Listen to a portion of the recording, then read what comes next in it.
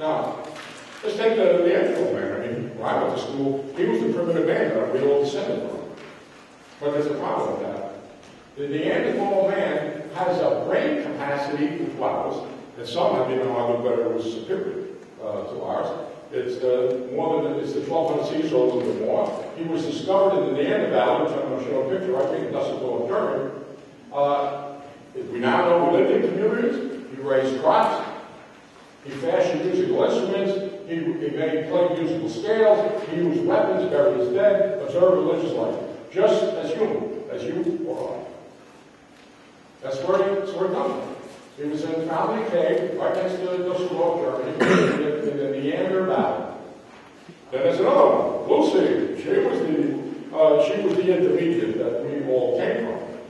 The trouble with Lucy is she's a knuckle-walking chimp. It's not complicated. Lucy is simply a bonobo pygmy chimp. Now, the bonobo pygmy chimp is a chimp that lives in the Congo of Africa. It's about 2.5 feet tall, and Lucy is exactly like her. Lucy has a chimp-sized brain, chimp-like teeth, chimp-like pelvis, long chimp-like hip, not supportive of continuous upright walking. Lucy is simply a bonobo pygmy chimp, and there it is, a knuckle-walking bonobo pygmy chimp, which is what Lucy is. Now, the other thing that's interesting is dinosaurs. They're supposed to come 1 billion years ago. Well, here's a dinosaur, a plesiosaurus that was fished out near New Zealand about 20 years ago. And a dinosaur alive and well today. And I'm sure those of you who over time have heard about Loch Ness Monster. Now, Darwin's model, the tree of life. You start off from a slime hole down here, and you become a fish, and after you become a fish, you turn into a dinosaur. After you turn a dinosaur, you turn into a human. No evidence for this, by the way. No intermediate life forms anywhere in fossils proven, but that's what dinosaurs, that's what the evolutionists say. What does God say? And this is key. God says in Genesis 1:25, and God made the beasts of earth after his kind, and cattle after their kind, and everything that creepeth upon the earth after his kind. And so, instead of a tree of life, the correct way to see it, just as the Bible describes it, it's not a tree of life at all. It's a lawn of life, each after its own kind.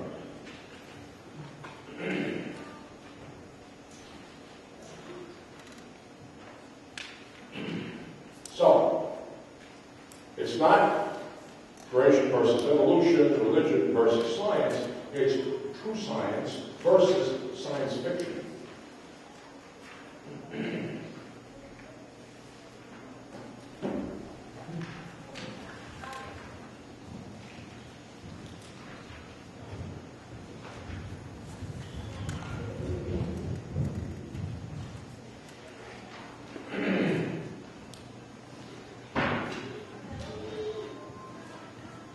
So that's where we end up. True science versus science fiction.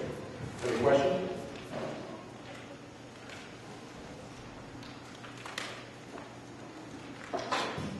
Yes? Why don't they teach this theory as well?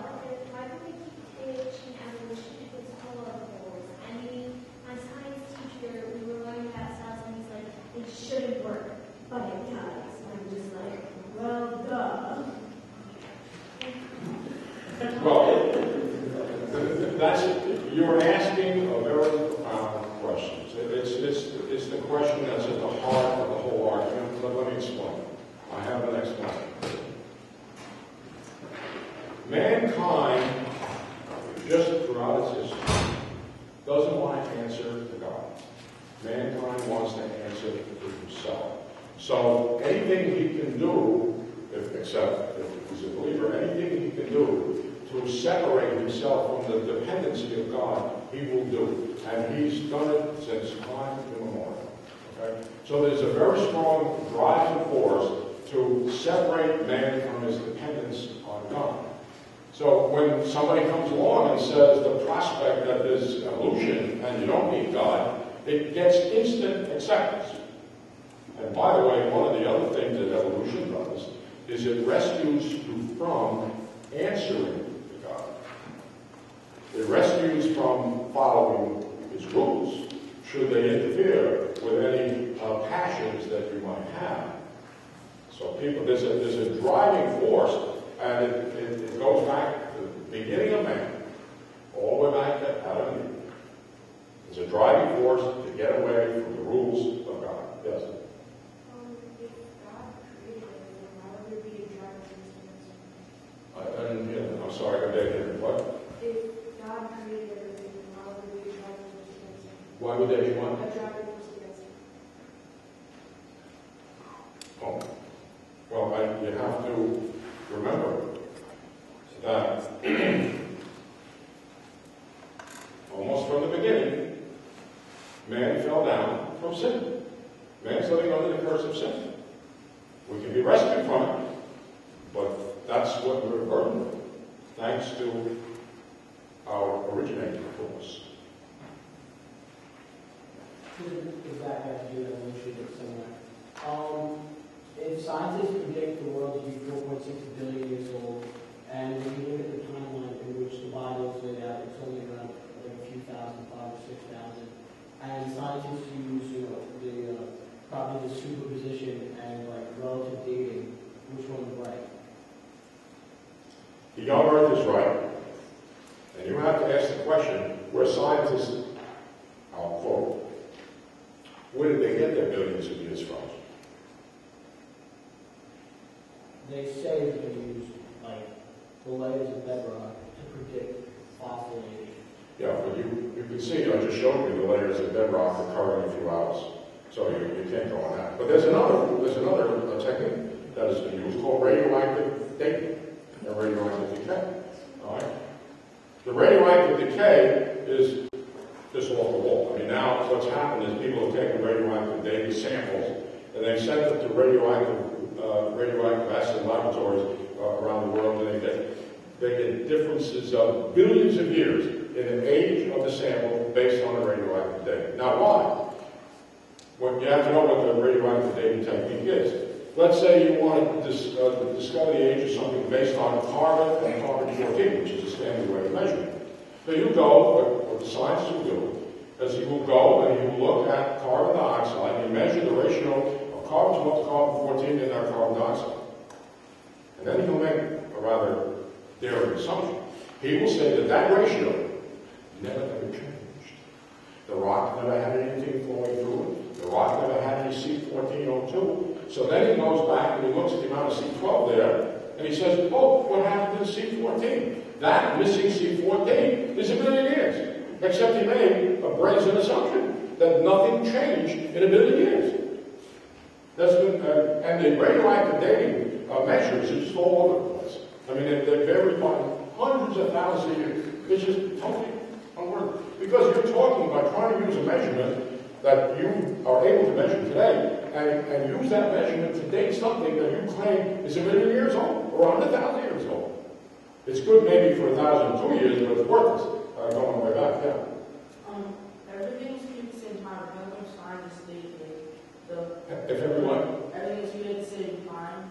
So how come scientists date dinosaurs to be a million years older than us, and then how the dinosaurs are maybe shorter than we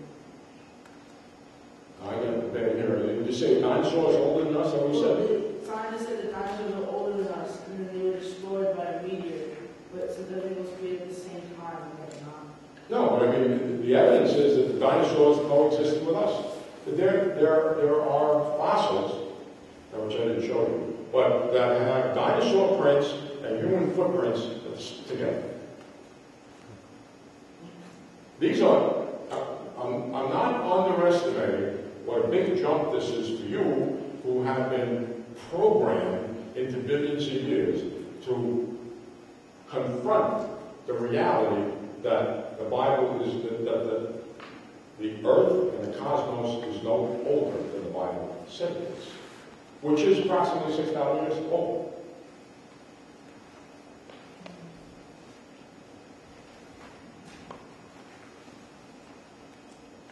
good question, yes. I think I see that as well, right? It's a lot of atheists and stuff.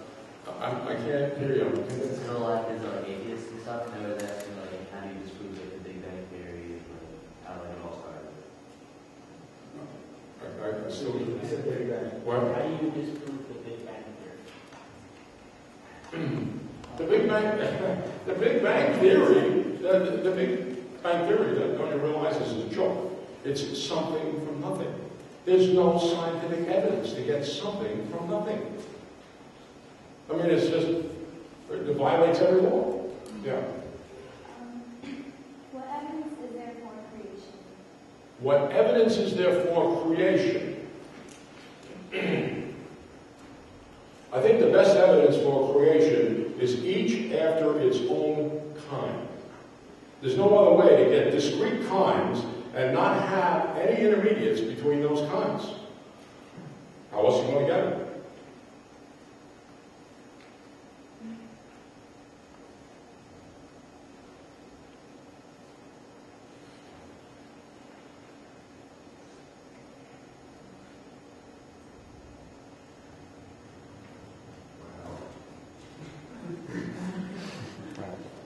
Well, I think one thing that, read these handouts that I gave you.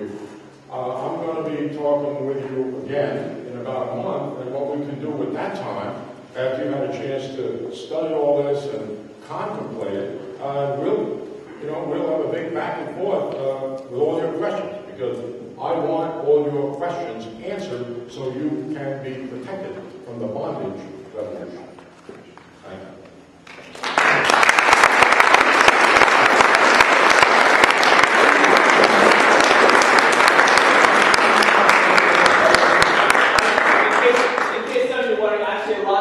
You asked, Dr. Bailey was planning on answering in the lecture he gave me earlier. I just said it was just too much for one sitting, and we're splitting up. It was kind of funny because some of the things you guys asked were on the slides that he cut out.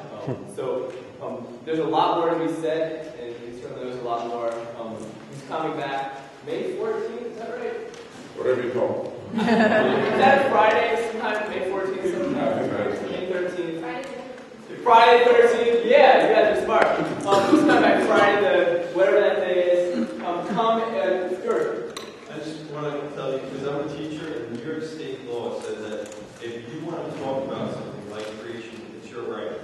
And your teacher has to talk about theories, and they'll consider it a theory. So they always call it a theory of evolution. Say, what do you think about the theory of creation? It's your right. You have the right to discuss things, especially in science. And debate, that's what science is about. That's what we're talking about here is have a debate in your class. You'll be surprised at how many kids believe what you believe. And I think that's going to push things forward for changing and reforming education the way it should be. So I just want to encourage you all. I know it's kind of like taking a stand, but be that person that asks that question. Be that person that says, explain more. What's the evidence? Use what you learned today. And that's what's really going to cause change. You, as young people in the classroom, talking to the teachers and administrators about what you're learning. Let me comment. It's a very important point. I mean, what you're going to experience in school and among your friends is very interesting.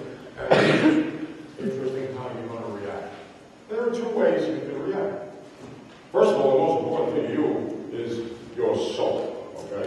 So once you know the truth, you can't lose your soul. But now how do you react in school? Because school is going to go ahead and seek the brainwashing on evolution. Now there's two ways to react, and you can react in an intermediate fashion as well. One, you can sit there, but one thing I can tell you that's of value. The teacher will not know anything. He will not know a fraction of what you know. If you read this material, he just won't know. He's going to be totally ignorant. He's just going to he's going to be teaching the way he was programmed to teach another. He will not have any answers to your question. So you can do one of two things. You can ask a couple questions. You can ask some questions with